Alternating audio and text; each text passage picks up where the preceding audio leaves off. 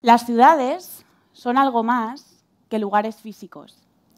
Y es que las ciudades tienen vida propia y su éxito depende de que no sean meramente aglomeraciones de personas, lugares donde simplemente vivimos o sobrevivimos, sino de que sean lugares vivibles, que garanticen el bienestar de las personas que las habitamos. Sin embargo, a lo largo del tiempo hemos ido viendo cómo en la ciudad hay espacios esenciales para la vida en el barrio que han ido desapareciendo. Por ejemplo, el comercio local, que lo hemos sustituido por grandes centros comerciales, o las plazas por solares de asfalto que lo único que tienen de plaza es la forma o el nombre. Porque la verdad me gustaría saber qué pensarían los antiguos griegos si viesen que sus ágoras, pensadas para ser lugares de encuentro, se han convertido en espacios como estos. Pero hay cosas en la vida que nos hacen cuestionarnos lo que tenemos y lo que queremos. Y un ejemplo de ello ha sido el COVID, que nos ha hecho experimentar la ciudad de manera diferente. Y hemos valorado nuestro entorno más que nunca, que en nuestro barrio podamos acceder a los servicios básicos, podamos tener lugares para encontrarnos, para comprar, para pasear, para divertirnos, para descansar. Así que la pregunta es, ¿cómo queremos que sea nuestra ciudad en el futuro? ¿Cómo vamos a hacer que nuestra ciudad sea un lugar vivible? Durante mucho tiempo, la ciudad se ha construido basándose en el modelo de ciudad moderna, un modelo de ciudad defendido por Robert Moses, entre otros señores, porque efectivamente vivimos en ciudades diseñadas principalmente por señores. Robert Moses fue el ejecutor, el encargado de los grandes proyectos urbanísticos de Nueva York de principios del siglo XX. Y su filosofía era la de construir una ciudad a partir de grandes proyectos, de infraestructuras, de rascacielos, de vías de comunicación donde el protagonista era el coche. Sin embargo, una de las primeras voces que discutió esta idea de ciudad y frustró los proyectos de Robert Moses fue la de una mujer que durante mucho tiempo hemos ignorado, sobre todo desde el ámbito de la academia, de la planificación urbana, pero que hoy en día está considerada como una de las figuras más influyentes del planeamiento urbano contemporáneo. Si no la conocéis ya, os la presento. Ella es Jane Jacobs. Jane Jacobs fue una activista y una periodista que en Nueva York, en los años 60, empezó a explicar cómo ella pensaba que funcionaban las ciudades. Y lo hizo desde el detalle, desde lo cotidiano, desde su propia experiencia. Y nos propuso la idea de que las ciudades tienen éxito cuando tienen lo que ella llamó la vitalidad urbana. Una cualidad que tienen los espacios cuando consideramos que están llenos de vida, que son capaces de aglutinar a diferentes tipos de personas y diferentes tipos de actividades. Y nos explica que para que se dé esta vitalidad urbana tienen que cumplirse distintas condiciones, en total 6. La primera de las condiciones es la concentración. Jacobs nos explica que necesitamos que haya densidad de personas y de viviendas para que se pueda producir la vida en la calle. La segunda es la diversidad y tiene que ver con la idea de que las ciudades tienen que ser mixtas, tienen que aglutinar a diferentes tipos de personas y de actividades. Tenemos que encontrar lugares para ir a trabajar, lugares para ir a comprar, escuelas, equipamientos, todo esto muy cerca lo uno de lo otro. Además, Jacobs nos dice, necesitamos que tengamos personas diferentes que ocupen la calle en diferentes momentos del día y por diferentes propósitos, porque esto nos va a asegurar que nuestros barrios se vigilen solos, porque la constante presencia de gente y de ojos en la calle hará que los barrios sean seguros. La tercera de las condiciones es la necesidad de edificios de distintas características. En su momento, esto implicaba conservar los edificios antiguos, y no solo desde un punto de vista estético, sino porque el hecho de tener edificios de distintas edades iba a permitir que personas con distintas capacidades adquisitivas pudiesen acceder a la vivienda. La cuarta condición es la oportunidad de contacto. Jacobs nos habla de ciudades que tienen que estar hechas a escala humana. Y esto implica que la medida de los bloques y de las manzanas no sea demasiado grande, porque esto reduciría el número de intersecciones, de esquinas, y por tanto estaríamos perdiendo la oportunidad de ubicar diferentes establecimientos, diferentes negocios que harían que las personas entrásemos en contacto.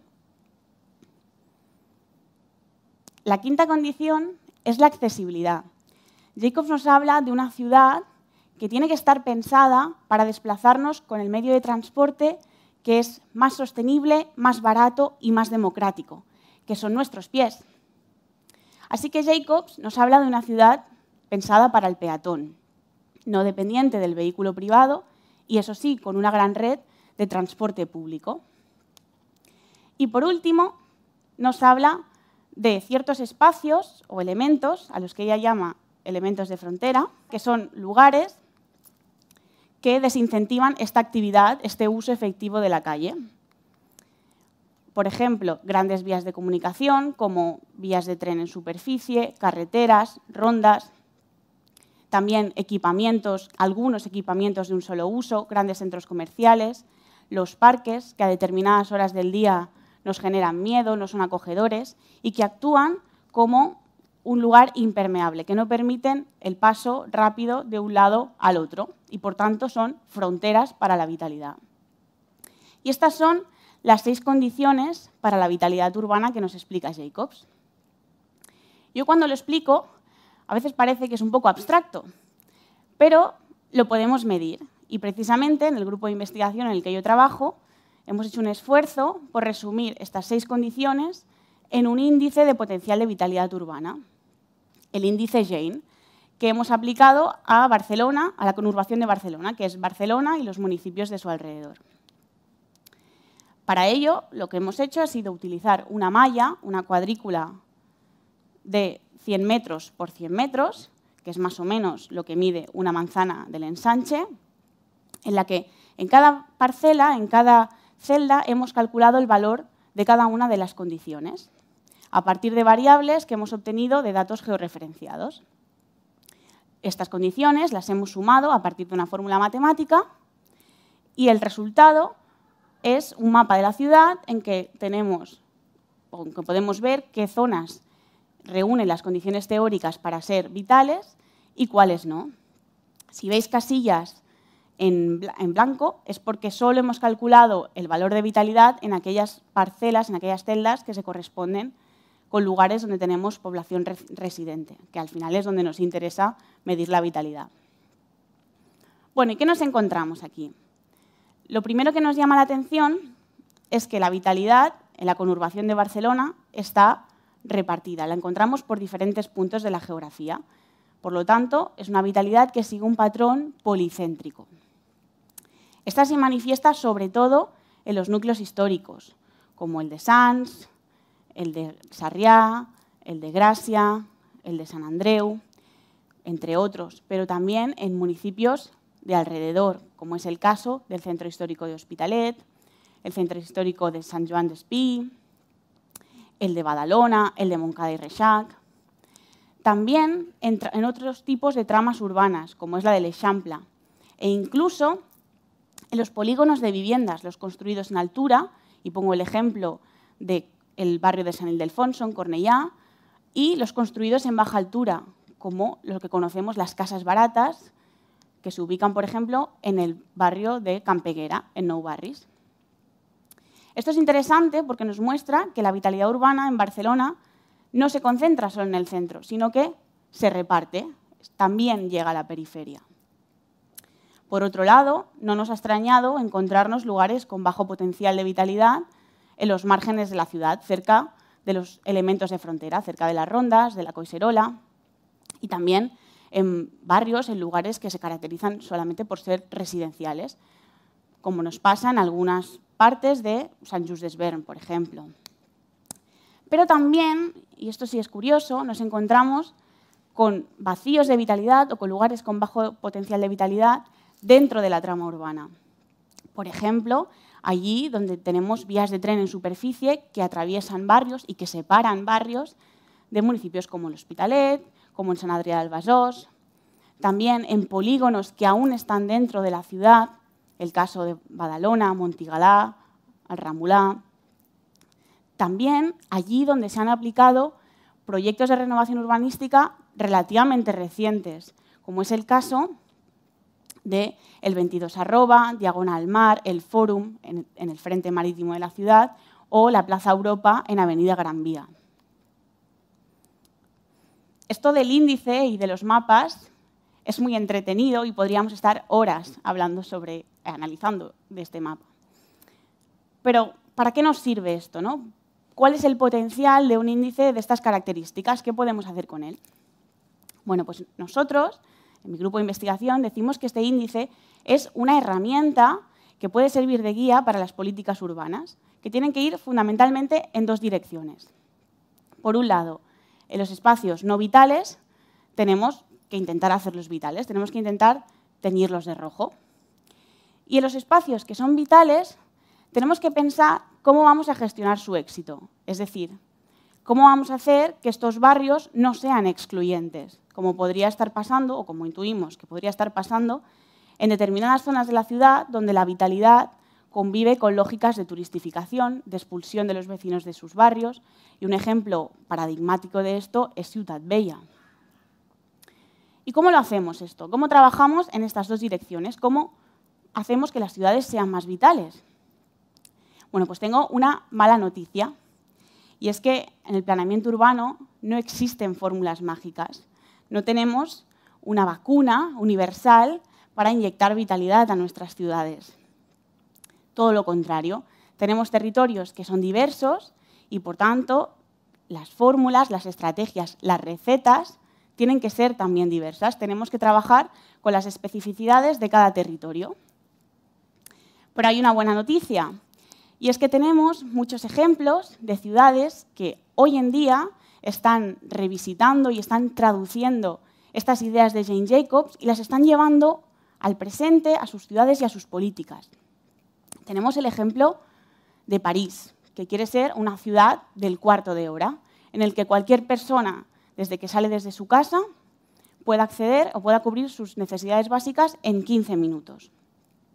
En esta línea, Bogotá, que está creando las manzanas del cuidado, apostando por equipamientos que ayuden a simplificar la vida cotidiana de las personas, que les ayude con sus necesidades de cuidado diarias.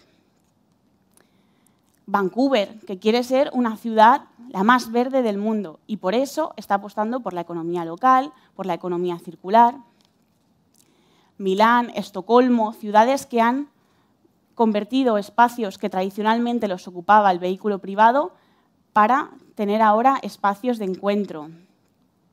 Y Nueva York, un ejemplo de las muchísimas ciudades que están apostando por la movilidad ciclista y por el transporte público. En definitiva, muchísimas ciudades, muchísimas iniciativas que lo que quieren es trabajar para esta vitalidad, para tener ciudades de proximidad, diversas, densas y compactas. En definitiva, son las ciudades que nos permiten abordar los retos urbanos que tenemos y nos permiten hacer ciudades sostenibles a nivel ambiental, social y, en definitiva, ciudades hechas para las personas. Y es que no hay que irse tan lejos. Muchas veces siempre miramos a los demás, pero no nos miramos a nosotros. Y es que Barcelona también está remando últimamente en esta dirección. Y es que jugamos además con ventaja, porque la vitalidad urbana es algo subyacente, es algo intrínseco a nuestra propia forma urbana, que es la de la ciudad mediterránea. Y ya hemos visto en el mapa, con el índice, que tenemos muchos escenarios donde ya se está dando esta vitalidad urbana. La ciudad es un laboratorio de ensayo y error, y tenemos que utilizar este laboratorio para entender por qué hay lugares que tienen éxito y otros fracasan a la hora de generar esta vitalidad urbana. Y esto pasa también por entender o por acercarnos al conocimiento, a los saberes que tienen las personas que viven en estos barrios, que muchas veces son las mejores expertas a la hora de identificar problemáticas y de identificar también lo que funciona del sitio en el que habitan. Así que si volvemos a la pregunta que nos hemos hecho al principio de cómo vamos a construir una ciudad vivible, muchas veces cuando pensamos en la ciudad del futuro nos viene a la cabeza una imagen como esta. Seguramente Hollywood tiene algo que ver con esta imagen mental que nos hacemos. Pero a veces, para pensar en el futuro, tenemos que volver atrás. Tenemos que volver a unas teorías de los años 60 y a una forma urbana que tenemos que recuperar. Así que el mensaje es claro. Deberíamos intentar olvidarnos de estas ciudades de la ficción que nos obligan a coger coches voladores para llegar a cualquier lado y pensar en una ciudad real en la que podamos desplazarnos libremente con nuestros pies. Necesitamos que las ciudades del futuro sean ciudades de proximidad, donde la vida cotidiana esté en el centro de las estrategias urbanas.